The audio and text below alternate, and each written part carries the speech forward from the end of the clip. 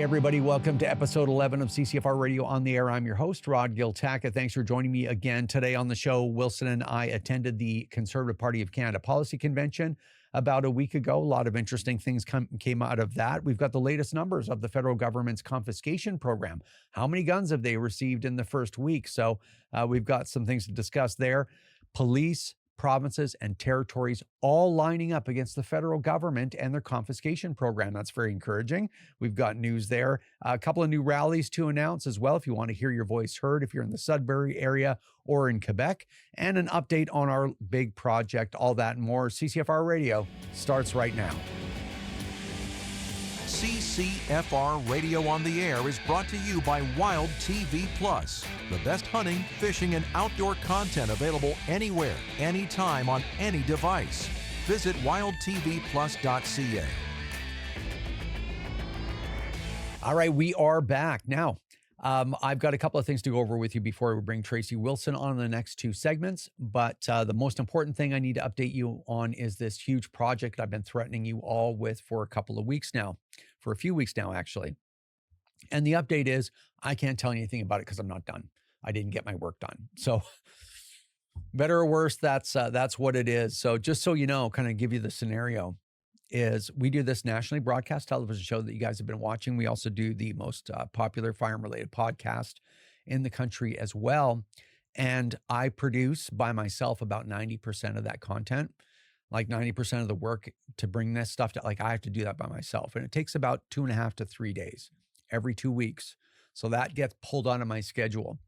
And the week that isn't what I call TV and podcast week, which everything in my life just comes to a halt if it's TV and podcast week, right? Because that's a hard deadline that I can't move, full stop, right? Like it's just not possible.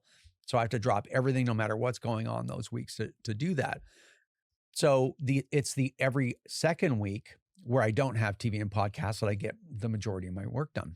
I get Thursday and Friday of the podcast and TV week, and then I have that clear week.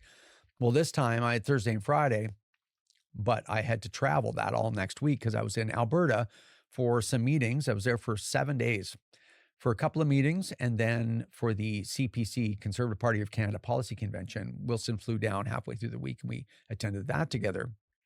And that's where I picked up this, whatever the convention bug was. But anyways, I'm sure you can hear that in my voice a little bit. But that has put me in a position where I can't roll out our big project yet. So I did get some work done actually while I was away in the hotel room, but the voiceover in this content, it just wasn't where I wanted it to be. And then the script was a little bit off. I'm like, do I push out something mediocre or do I delay it, get my work done and push out something that meets the vision, right? Because I always have an idea of these projects and I always want it to meet the vision, right? For it to be as impactful. So anyway, I'm going to have to delay it for a couple of weeks. Hopefully I can give you that big reveal in the next episode. All right. Just so you know where that's at, because I don't like to ignore it if I'm late on a deadline. All right. A number of shows I want to go over with you. It's really important to keep our culture and keep our community alive. So there's a number of shows happening around Canada, and the CCFR is attending all of the following. So the Ontario Almonte Gun Show, that's February 7th. That's this weekend, man. Actually, it's already passed for you guys for television. Calgary Boat and Outdoor Show on February 20th. The Ontario Woodstock Gun Show, February 15th. The St. Hyacinthe? Anyway, I'm always going to butcher that. In Quebec, it's a huge show there, and that's on the February 20th weekend. The Red Deer Sports and Outdoor Show on the February 27th weekend. BC Sports and Wilderness Show, March 6th weekend. BC Outdoor Show, March 13th weekend. The Grand Prairie Alberta Hunt Mania, March 13th through 15th. The Toronto Sportsman Show, that's a really big one, right? On March 19th weekend. I'm going to be at a lot of these, right? So it's not slowing down anytime soon at the CCFR, apparently. The Edmonton Boat and Sportsman Show on the March 19th weekend, and the Historical Arms Collector Show in beautiful Chilliwack, British Columbia on the weekend of March 9th. Whew, I got that out. All right, last thing I need to go over with you before we move on to Ms. Wilson is the CCFR's It's Raining Guns contest. So that big project that we're trying to get developed as quickly as possible, that is being funded by the It's Raining Guns contest. So if you missed it last time, basically donate $20 or multiples of $20 to the CCFR to help us with that big project. Then you will get one free entry for every $20 that you donate. And that goes into a draw for 100 guns. It's the biggest firearm contest in the history of Canada, right? 100 guns, about $90,000 worth of firearms.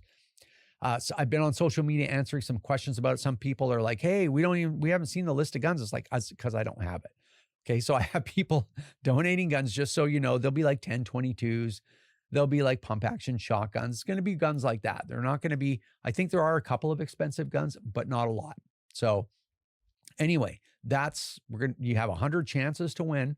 All of these guns, they're not going to be expensive guns, but they're going to be guns that you're going to be happy that you won if you did win them. So anyway, go to ccfr.ca right now. It's Raining Guns. Donate $20 or multiple donations of $20. You get a free entry into the contest for each one of those. Okay. Thanks for listening to all that. When we come back, we'll have Tracy Wilson. We'll see you in a second.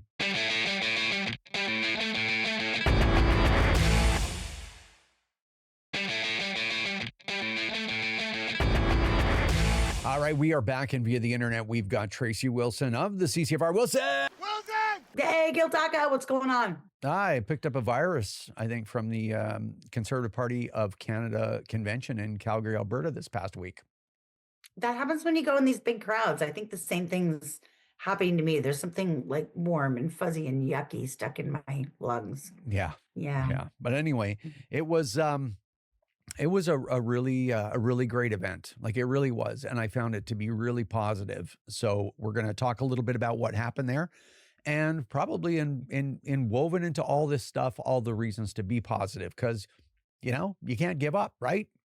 That's right. That's right. Yeah, all right. So probably the most significant thing or most important thing that happened at the convention was Pierre Poilievre held on to his leadership.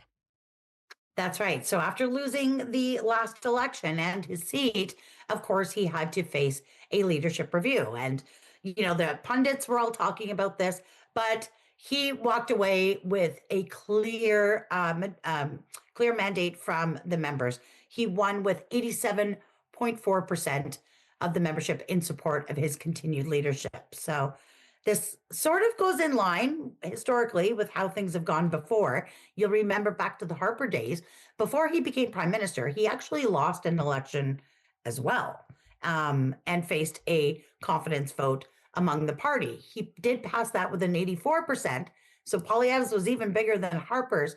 Went on to win the next election and then reigned as prime minister for 10 years. So yeah, I mean, that's kind of where we're at. And I think it's a positive step that the party puts their support behind the leader. Well, as we've talked about many times, don't let liberals or the mainstream media choose the leader of the Conservative Party, right? Yes. So I think they've done a fairly good job of sowing a lot of division, because that's what they do. That's, it's just natural for them, but we just have to make sure that we don't do it ourselves. And it looks like everyone figured out, hey, do we want to be in a leadership race while the Liberals are polling for a clear majority and could pull the trigger on election anytime? Yeah, probably not a great idea. So I think that was good. One of the policies that was passed at the convention was for castle law. Why don't you tell us about that? Yeah, that's right. So I was a delegate at the convention, and I had the opportunity to comb over the many, many, many policies that were brought forward. Of course, only the most popular made it to convention, and of those, only 10 made it to the final floor. So this was an interesting process. And this one, I think, passed, if I'm not mistaken, with the highest vote per policy at 91.02% of delegates voted for it. And I'll read it real quick. A Conservative government will amend the criminal code to presume any force, including lethal force, is reasonable when used to defend against an uninvited intruder in one's home. Canadians protecting themselves, their families, or their property inside their home should not face prosecution for acting decisively against intruders. So they called it the castle law policy. It lines right up with what Poilievre's been talking about. He calls it the stand your ground law. So that's it. It's party policy. It's official. And yeah, a conversation that would have been considered weird or extremist 5 or 6 or 7 years ago has now become completely mainstream and not just for conservatives. Well, that's fantastic. And oddly enough, the Liberals, despite this decade of crime and chaos and violence, they've got nothing. They don't think anyone they don't think anyone should be able to defend themselves or be able to avoid being a victim of criminal violence or whatever. That's not even on their radar. So I guess No. that's one of the benefits waiting for people if they end up voting conservative should a federal election happen. But I will agree with Mhm. you. This was shunned as a ridiculous conversation a while ago. I know on this show, I'd shown a clip from CTV back when Harper was prime minister. And he said, and it Right. was something completely benign. He said that firearms, and obviously I'm going to butcher the quote, right? I'm paraphrasing him. Firearms added a sense of security for rural Canadians when they were a long way from police services or police protection. And the mainstream media is all of their pundits' heads blew right off their bodies like some kind of horror Oh, yeah. film. And they were like, this is outrageous that, and I think it was Craig Oliver that said, to think that a Canadian could use a gun to defend themselves, to shoot one of their fellow Canadians when coming in and uninvited, like the most outrageous, ridiculous, analysis of that. But man, have times changed. We got about a minute left. Well, I was just going to say back then, home invasions were relatively rare. And I mean, most people now will never experience that. However, the rate of home invasions, we see the videos, it's happening all the time. And groups of armed thugs breaking into places, subjecting families to terror. We should not have to live like this. So, yeah, it's just times have changed. And it's time for if we're not going to do anything about the crime and violence, then people need to do what they have to do to be safe. Yeah, well, it's Yeah. people are their own first responders. I mean, that's something that is a Yes. CCFR policy because it's true. It's Hmm. demonstrably true. So I Hmm. I don't know. I think had mentioned before that I was looking for stories of home invasions for a project that we're doing like 8 years ago, and it wasn't that it was quite rare. So I had a hard time finding them. Now it seems like there's footage on the internet of four guys like booting doors in and they're armed and the rest of that stuff. So anyway, I think this is a really heads up play for the conservatives. And I'd love to see a conservative government implement that policy. So anyway, okay. I'm We're out with of you. time for this segment, but when we come back, we have a whole lot more. So stick with us.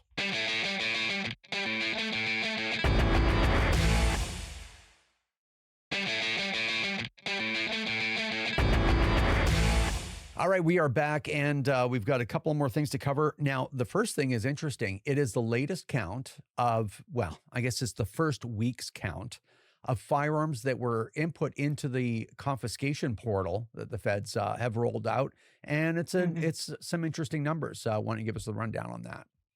Yeah, you're right. So Public Safety Canada was very excited to put out their first week numbers. They had 22,251 individual firearms entered into their gun ban portal. Now, that's not the number of people that participated, that's the actual number of guns. And to clarify, that is not from retailers, that is solely from individual firearms and or individual owners and their firearms. So they put this number out, they bragged about it all over the place. I mean, I was a little shocked to see the number. I was hoping that uptake wouldn't be that good. But when you think about it in the big picture, we estimate there's somewhere around upwards of 2 million firearms affected by these gun bans. So 22,000 is pretty miserable when you think that that very first week, knowing that the minister set it up like a Hunger Games, first come, first serve, that's when you would have your big rush. Now, we are well past week 2 at time of recording, and they haven't put out week 2 numbers. And I think that's because they're probably miserable and embarrassing. So, yeah, Yeah. hopefully Well, the whole thing is just on fire. yeah. So interestingly enough, you have voiced your opinion that you're not going to be participating in the buyback because the buyback That's right. itself is voluntary, right? It's the Hunger Mhm. Games. for gun Yep. owners, run in there to get whatever money they're going to give, and everybody else gets ripped off. And, And maybe you'll get some. yeah. So and that's what you get for your efforts or whatever. But of course, now the government knows all the non-restricteds that you have. So interestingly enough, as an organization, our position on that is that everyone has to make their own decision, because if I were to guess, I would think that the people, the overwhelming majority of people that registered their guns in that portal are probably people that are hurting, really need the money, right? Because there's some good money sitting there in these firearms, and maybe some older people that are just like, I know they're illegal now, and I just want to do the right thing or what have you, and that's okay. Nobody is judging you for that. That's right. But it's just important that everybody make their own decision. You do not have to dispose of or deactivate any of these firearms until the deadline, which is October 30th this year. So, and a lot can happen between then and now. Certainly, if the Liberals won another election, that would change things. But if the Conservatives won another election, that might change things the other way too. So I don't know. We'll see if there's an election at all. But the program and the policy is super unpopular. You never know. I'm going to spin the wheel and take my chances and wait it out. Regardless, either way, it doesn't matter what guns you owned. It doesn't matter if they were previously registered. Doesn't matter what province you're from. You're all protected by that same amnesty until the end of October. So, yeah. Well, again, our role is just to give you the information and for you to decide. And it looks like a lot of people have made the same decision that you have, Ms. Wilson. Yay, Team Tracy. I like it. Yay. Okay. So now some good news and bad news. Police forces across the country keep popping up. They're continuing, even this morning, popping up saying they'll have nothing to do with collecting guns from licensed gun owners, and that is not a policing policy, as well as over half of the provinces and territories in the country. So that's kind of interesting, right? Yeah, it's really good. So I know that I did some work with one of our volunteers reaching out to some police forces. I don't know if that had any impact or not, but it sure doesn't hurt.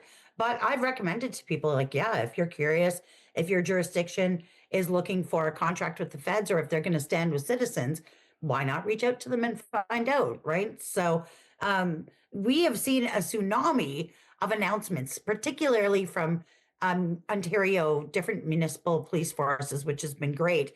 There was Halifax that announced at the morning of the time we're recording this show, actually, that they've made a deal with the feds. They've taken a check, and they will help confiscate firearms from their citizens. So that's bad. But again, I think the list of participants, people willing to, law enforcement agencies and provinces willing to help the feds, is far, far shorter than those opposing it. So, I mean, try and reach out to your chief, reach out to your city councilors, ask if they're going to support their citizens or side with the federal government. And I feel like they embolden each other by posting these statements. And so far, I think we're winning that war, even though there was a little setback today. Yeah. Okay, we have about a minute and 10 seconds left. So a couple of rallies. Canadians aren't finished protesting this, so we got a couple of rallies, one in Sudbury and one in Quebec. Tell us about those in 1 minute flat.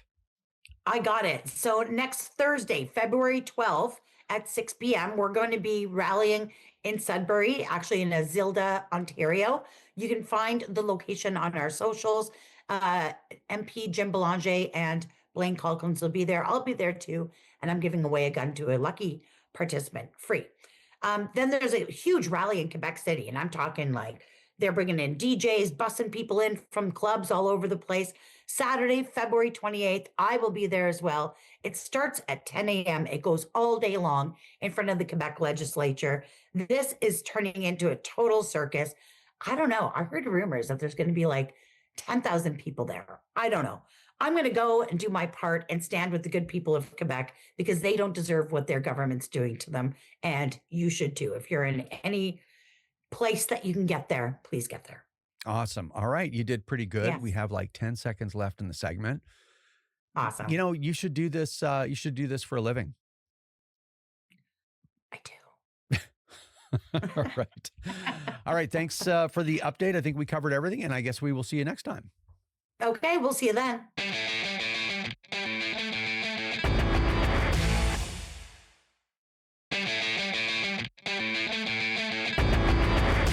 All right, that's going to do it for episode 11 of CCFR Radio on the Air. Thanks everyone for watching and listening. Really appreciate it. Make sure you share this information with everybody you can. Get people involved. We're going to need everybody should there be an election in the spring, which we think there's going to be.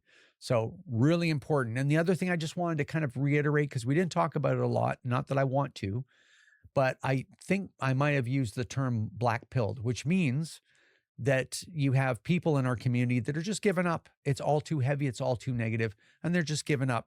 I'm not going to vote. I'm not going to write letters. As if that's a lot to ask, but I'm just not doing it because it's too heavy. And I totally get that. I'm discouraged and frustrated and all the rest of that stuff too. But as I've said before on this show, do not let these people take your happiness. Do not let them, negatively impact your marriage or your family life or your personal life. Don't let them do it. They don't deserve that level of control over you. So you live your life the way that you want to. You ignore these people other than to fight them when the time comes. And that time comes in elections, whether they're provincial or they're federal.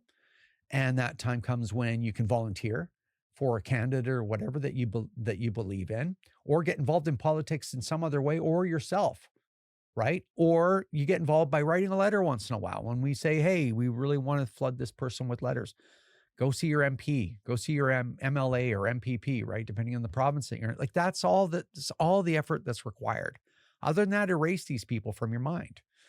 Okay, so we just got to keep fighting. It's really important. We got to stay united and we got to keep going, or we're going to lose everything. It's really close to that, right? So keep going and feel good about it. Feel good about you putting yourself out there a little bit, putting a little effort in. That's it.